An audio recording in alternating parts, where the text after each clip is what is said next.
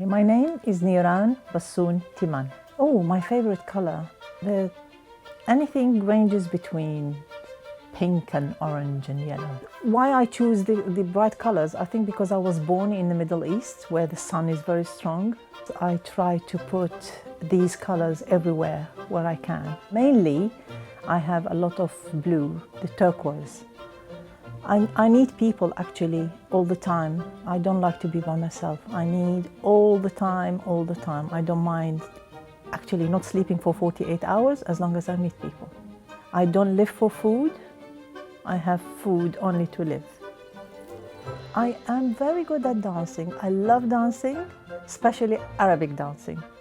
I let the music just get into me and it comes from the inside.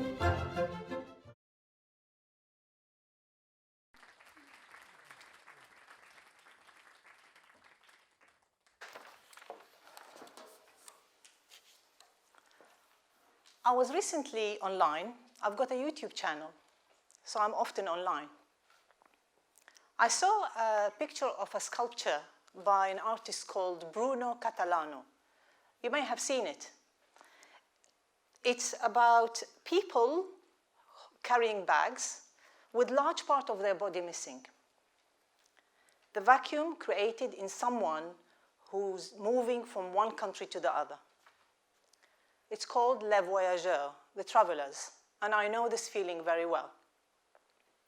My name is Fire. This is the meaning of my name in Arabic. You may ask why in Arabic and why this name in particular.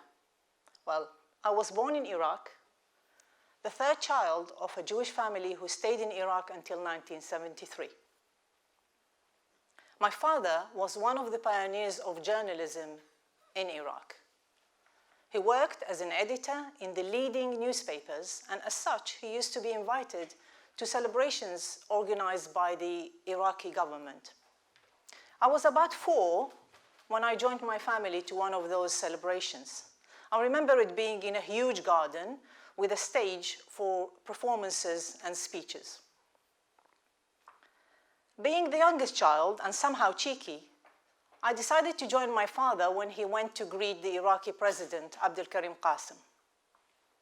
After greeting my father, Qasim sat down, smiled, and said, "What's your name?" I said, "Niran." He said, "Oh, you are light and fire. Light to illuminate the road to the freedom fighters and fire to burn the colonialists." Big word for a small child.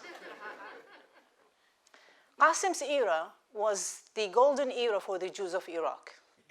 But within a few years, the situation started to deteriorate. And by the time I reached the age of 11, it was no longer safe for the Jews to stay in Iraq. So my parents started looking for a way out, first to send their children, and later to leave themselves. On the plane, I've decided to close this chapter in my life called Iraq. Iraq was the past, and I need to think of the future. I need to think of my freedom and live without fears, even if I might not be able to see my parents again. I arrived in Israel at the age of 16.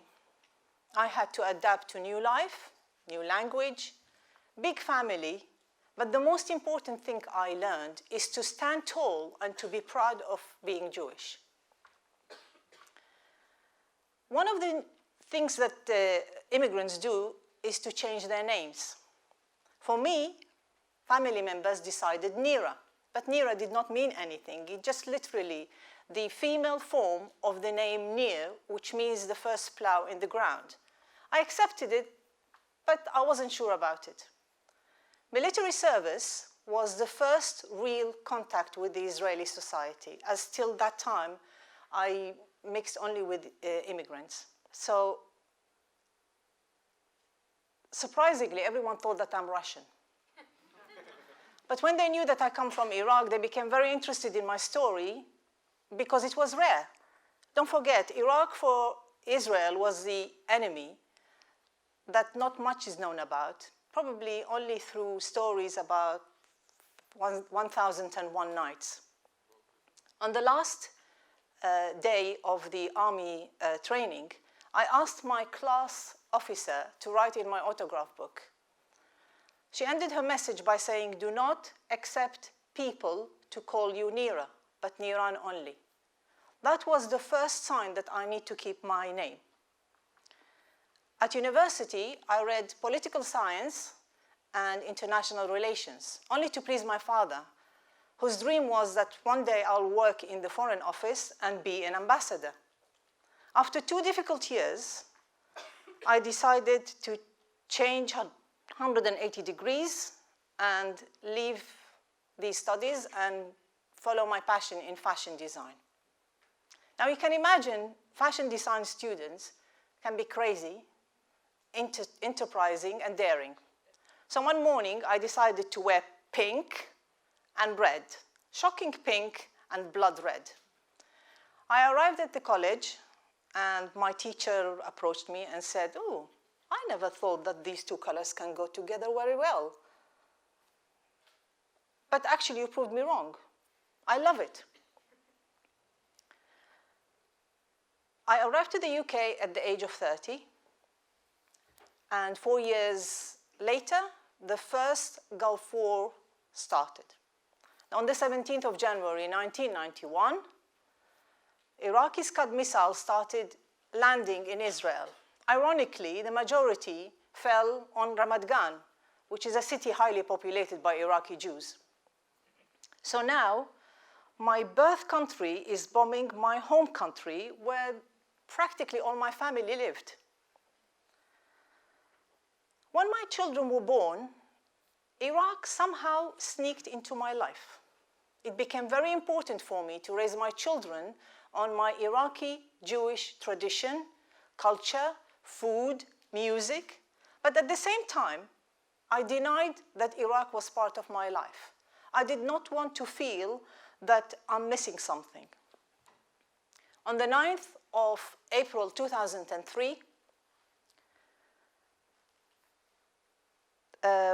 while I was getting ready to pick up my son from school, my eyes were glued to the television, watching how the statue of Saddam Hussein is falling in the center of Iraq.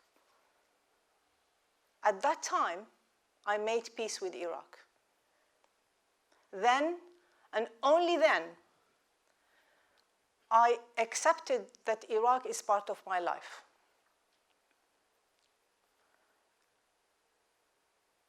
But how could I forget where I come from and deny 2,600 years of my history?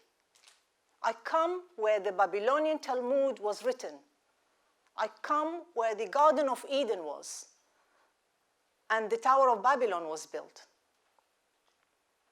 But how can I combine Iraq, Israel, and obviously the UK in my life? So let me think. Iraq and UK, yes, I can see them fitting together. UK helped to establish modern Iraq. Israel and UK, yes, they can fit. The Balfour Declaration was the first seed in the creation of the State of Israel. But how can I combine Iraq and Israel now? They don't match. But there's no reason why they cannot match in the future. I can plant the seeds, and maybe in the future I can create something. So I created a forum with a Muslim Iraqi friend who is sitting here in the audience to bring people together. I started shipping books from Iraq and from Israel about the Jews of Iraq and started selling them worldwide. And became the messenger and the postman for people from Iraq and from Israel, creating a bridge, a cultural and human bridge between both worlds. I started my YouTube channel to inform people, and I called it Nur Unar, which means light and fire. I wanted to inform people about the important part of what the Jews did in establishing modern Iraq. I tell them about the history, the 2,600 years history of the Jews in Iraq, and how the Jews of Israel live actually in Israel now. I often am called goodwill ambassador. The more I work, the more I'm proud of my roots, about my history, and about my people. And even my name, Niran. Niran fire does not have to burn. Fire can give light, can give heat, and can create energy. Let's be honest. I was born where Abraham was born, and where Ezra the scribe, Ezekiel, Nahum, Jonah, and Daniel lived and were buried. Why should I be proud of?